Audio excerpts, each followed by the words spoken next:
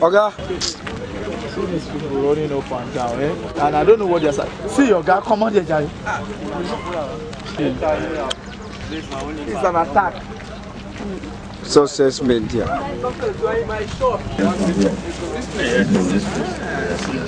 That one came from Shiroro. No, it came from Apple. This station. From this station, we can also confirm. Yeah, that you feed a Kwanga. You fall down. They make all the head apple. Also, Kefi. But what we have done here was to come in and now we'll call it turn in and turn out. That's what we'll cut in here via these towers in order to supply this injection substation. While at the other end, we still allow the leg, there's a breaker that controls the light to Kefi and also Akwanga from here. What we have done before now was that the 132 kV line could only carry about 80 megawatts. But because of this station, we had to reconductor between Apo up to this location, so that the line can now take up to 200 megawatts. We have almost at least almost triple it to take up to 200 megawatts. This substation, we call it a 2x60 MVA substation in Karo. It was built on a greenfield. That is, it was never there. It was just a virgin land. That's what we call a greenfield. The project started in September 2007, and it was supposed to have been completed within 2 years. But because we had some other issues to do with the land issues, you can see there's a church here. We had to go to court. That took us a very long time in order for the court to allow us to continue the project here. So the project was eventually completed in 2011. So it took about 3 years to build this station. The substation was built by Shrimp, GOT, and MBH Power. It's an Indian company, 3 consultants that built this company. And the total entire project you see here, both the gantries, including the reconductoring, the transformers, the control room, cost the federal government about $6 million US. If you translate it, over 800 million naira. And the project was basically to address the power supply problem in the whole of Karu, Nyanya, up to part of the boundary with Nasarawa State. That's before you get to Kefi, because Kefi also have a similar substation here. So we had a boundary that the whole entire of this substation is feeding. It also feeds straight up to Karshi, Orozo, and all those locations. But we found that, as I earlier said, it was just a 33 kV line that was coming all the way from Apo in Abuja, only one line. So that line goes to all these 3 locations. In fact, it was a distance of over 25 kilometers that this line was going. The meaning of this is that that line was characterized with low voltage because it was serving so many people. The kind of power supply they were getting here was equally very, very poor. Because we asked Abuja as a World Bank assisted project that they should give us the worst scenario where they have power supply problem, and this place was chosen, for us to address the issue. The 33 kV line now, because of this substation automatically, because it's a 132 kV substation, it's already a load center. They are allocating the load location in the whole country. They are also entitled to a lot allocation. Before they have to depend on Apo for them to have power supply. KF2 and Akwanga is also a 132 kV substation. There also is a load center. Anywhere we are distributing power supply, we also have to have this injection substation. The one feeder has translated to about 6 feeders in this substation. Currently, 4 of them are out. We still have a provision for 2, which should be for spare in terms of future expansion. The meaning of that is this: the 25-kilometer line now has been divided into 6. So one, they're going to get better power supply, and even in the event of any fault, it takes longer time. The downtime is very small for you to trace the line and restore equally. We also have it on record since we commissioned this substation last year, September, that the normal 2-3 hours, or even some days, they say 2-3 days without power supply. We have, from the records we have, that people enjoy power supply up to 18 hours in this location. So the revenue has also increased because from the Abuja Distribution Company, where they used to collect our 35 million the revenue has grown to over 80 million that we're now recording. The station 2 was not only to address the immediate problem now, but as I said, it's a 2 by 60 MVA, making about 120 MVA capacity. That translates to about 96 megawatts. Currently, since we commissioned from last year up to date, the highest load I've recorded is just about 43 megawatts, which represent about 45%. So which means that in the next 5, 6, 10 years, whatever we have installed here, the structure here, they are also represented in the form of a SCADA. This is an automated system that we don't have to come inside the switchyard before you make any operation. You can carry out all your operation right from the control room. Also, it also interests you to note that the KEFI line that used to be controlled by ACO is being controlled here. When we go to the control room, we'll show you there's a breaker that once that breaker is put off, both KEFI, Lafia will not have power supply. So, I mean, we don't just put it off like that, Honorable Minister. There are systems, there are operational reasons, because for such a line to be out, the national control, nobody has power to just put it off. The national control for 330 kV lines and 150 kV lines that are being monitored all over the country. And there's a highest authority that can say, okay, that line should be off. But I want to assure you that constantly we have power supply on this line. So on the upstream, which is the 132 kV line, the World Bank also through the PSCN also went ahead to look at the downstream. The downstream, if you go right inside the location within this area, you will see the pole-mounted distribution transformer. We call it a conversion of low voltage. The transformer is on the ground. All of them are now pole-mounted. Those transformers on the ground usually they fit over 200-300 people. So which means once that transformer is out, over 300 people will stay with that power supply. We now went ahead to now redistribute the kind of power supply system by putting those pole-mounted transformers, which takes a maximum of 10 people. Depending on the load, you could be 3 or 4 of you that will be tied to that transformer. So number one, the voltage profile has also improved on their own end. Number two, because you are very few, people are able to make some community relation, because I would know what transformer is feeding my house, and before you know, they start having a community relation among themselves. Also, because this transformer is right at the pole, the issue of temporary vandalization, we've had so many cases where transformer oil is even drained from the transformer or cables are cut. These ones are right on top of the pole. Not only on top of the pole, they are also close to the high tension. So there's a distance to which you can reach the high tension. If you go near it at a particular distance, you can get electrocuted. So they're very safe. And because very few, 3, 4, 5 people are fed on that transformer, the issue of having one phase is off, maybe a house, some sockets in the parlor are on, some in the bedroom are off, that doesn't happen. Once there's power supply, you are sure of having the 3-phase supply. Now, because the rate of power supply has increased, as I said, from 2-3 hours to 18 hours, we also look at the issue of having what we call commercial losses. The main people are not metered. They will now be consuming more power supply instead of having the issue of return on investment. We'll be having a lot of losses. So in this location again, through the World Bank intervention, we install meters free of charge.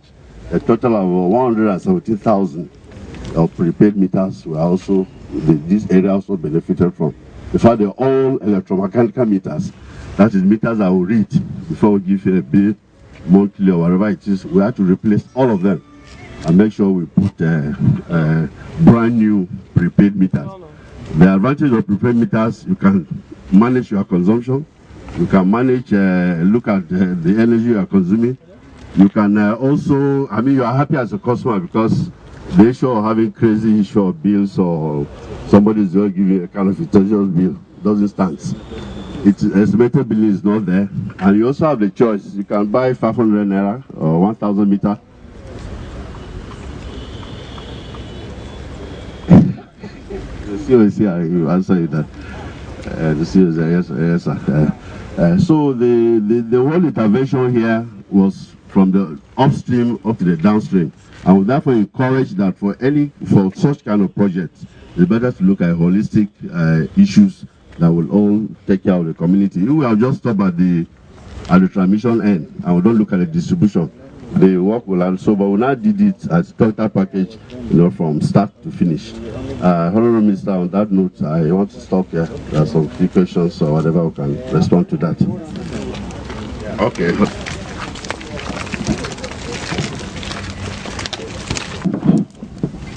So, okay, Honorable Minister, this is a 60 transformer company in India. Usually, when they are bringing such kind of transformers, the main tank, that's at the center, we call it the main tank, it normally comes in with just a very few oil level, that comes in from there. It's when you bring the tank that the accessories, these are the cooling vanes, when you bring them here before you start installing all. This transformer alone takes over about 250 drums of transformer oil. That's the normal 220 liters per drum. So this takes about 250 drums of oil. From 132 to 33 kV. So whatever you see here now is the arrangement of the 33 kV feeders. These are the ones that can go out for people to use. You cannot use any power at the 132 kV level. You have to step it down. So as I said, we'll call this a line bay feeding from this transformer. The similar line bay feeds also from that transformer. And you can see the last concrete pole at the front is representing the 3 feeders from this transformer. As I earlier said, you can see 2 cables connected. Those are already feeding people. The one that the cable is not connected is a spare feeder that we have. Similarly, the same for T1 transformer. 2 feeders are connected. We still have a provision for additional load if they want to take. That's what was made. So these are just the these are the switching mechanism. We have to call the breakers that I can switch and take off. Okay, so Honorable Minister, Mr. Bitrus. It's 133 kV transmission. Here, just like you are just coming from outside, what you see outside, we have it in automation. Here, we have the overview of the entire line diagram. From here, this is the in-command line, the one coming from Asiki to Abu. Here we have the outgoing line, the one feeding KV Akonga. So from here, we also have the bus bar. The bus bar receives the 2 lines. Here we have the bus coupler. The bus coupler, in case you have problem on one line, you can separate it by the bus coupler. Down here we have transformer 2, transformer 1. The 2 transformers are feeding the 33 kVs. This is the primary side of the transmission line, then this is the secondary side. For the secondary side, we have a bus bar that all the feeders are feeding from. Here, just like you are just coming from outside, we have feeder 1. This feeder 1 is the formal APO line. Formally, we only feed the entire Nasarawa area by only this one line. Coming up this station, we are feeding some few customers, CBN and Environs, which we have negligible load on it. Feeder 2 is the spare feeder for future use. We have feeder 3. This feeder 3 feed the entire Jukwe, Orozo, Kurudu, and Karshi. We have feeder 4. We have an injection substation, 15 MVA. Feeder 4, we feed the injection substation. From the injection substation, we have 11 kVs outgoing lines. They feed the entire Karul, Nyanya, and some part of Maraba. Then we also have feeder 5. Feeder 5 feed 1 injection substation at that's A3 to Maraba. This line goes feed Maraba, One Man Village, Ado, New Nyanya, Masaka, Kuchuko. That's the line is going after Kuchuko. Then feeder 6 for future use is a spare feeder. Here we monitor our load. We have the six feeders here. Here we monitor the load on feeder 1. Feeder 1 is virtually not feeding much. We have negligible load. It's less than 1 megawatts. Feeder 2, as you can see here, is spare feeder. We are not yet connected. Also, we have feeder 3. Feeder 3 presently is out because of load limitation. Feeder 4. Then also here, we have backup. This is the backup. The same purpose, but this is the main. Here we have the control system for the protections. So we also have some control panels. Yes, sir. Okay, sir. Yeah, maybe questions should be asked here, right? Yes. Yes. Can we use this button? Can we use this button?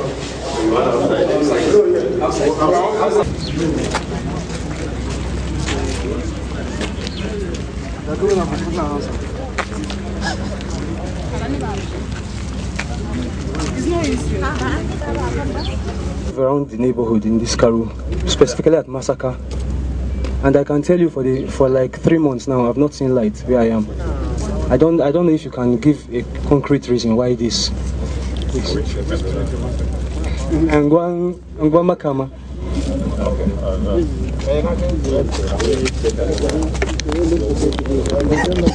The problem we have there is that the transformer is overextended, and you know, the area are growing without our knowledge, and the cope with those area is not easy until it comes to our knowledge. So the transformers are overloaded, and sometimes even vandal also, because that place is a vandalization that happened there. Honorable Minister, sir, I think we can step in quickly. Angwan Makamakachi, yes, quickly, and get a relief transformer for that area very quickly on the spot. With effect from Monday. I'm taking delivery of some transformers. Sorry? Why I'm bothered about this? At least we've been going around, and the minister has been calling on the media to give objective information based on what is going on.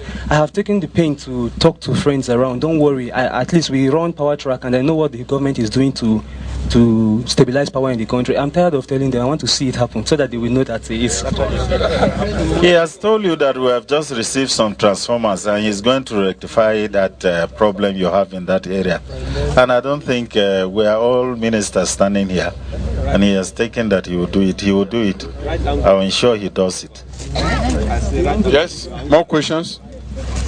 All right, if there are no questions, because we need to go, first let me congratulate the Honorable Minister of Power and the management and staff of the power sector for the huge infrastructure that has been coming up.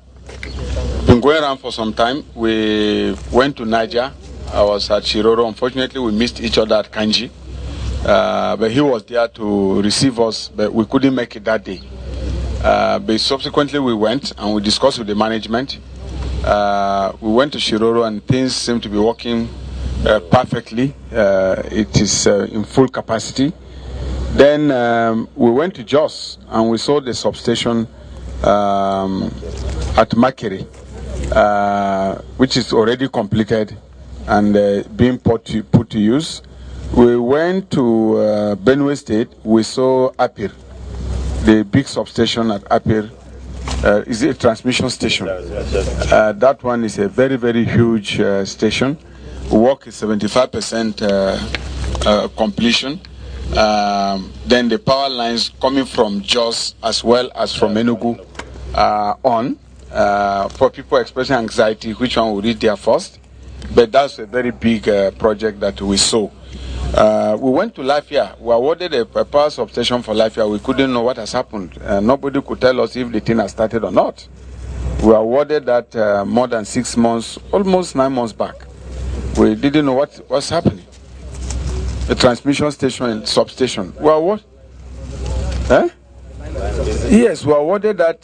So I was confident when I was going to Lafia that we were going to inspect work site. And when we arrived Lafia, we didn't seem to have evidence that the contractor has started work. Maybe you people will give us an explanation so that the people of Lafia can understand what's going on.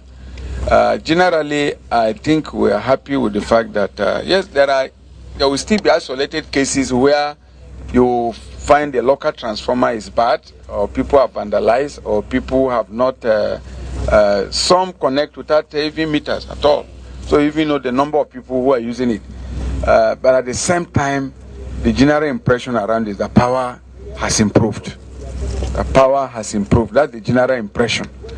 But we have not gone to the rest of the country. The minister is here.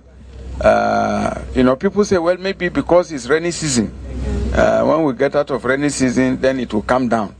Sometimes as minister, I find it difficult to now offer explanation because I don't have all the technical issues before me to reassure them that, okay, this is not just a rainy season affair, but that real efforts are being made to sustain the improvement.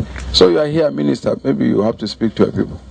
Yes, the transmission station is handled by TCN. I'll find out why. That of last year that you complained that work hasn't started. After we'll find it's TCN. It's a TCN project. We will find out why the contractor has not moved to site. Coming to light problem, isolated cases of transformers. You know that Karu is a growing suburb of Abuja. And most of these houses here neither planned nor even recorded.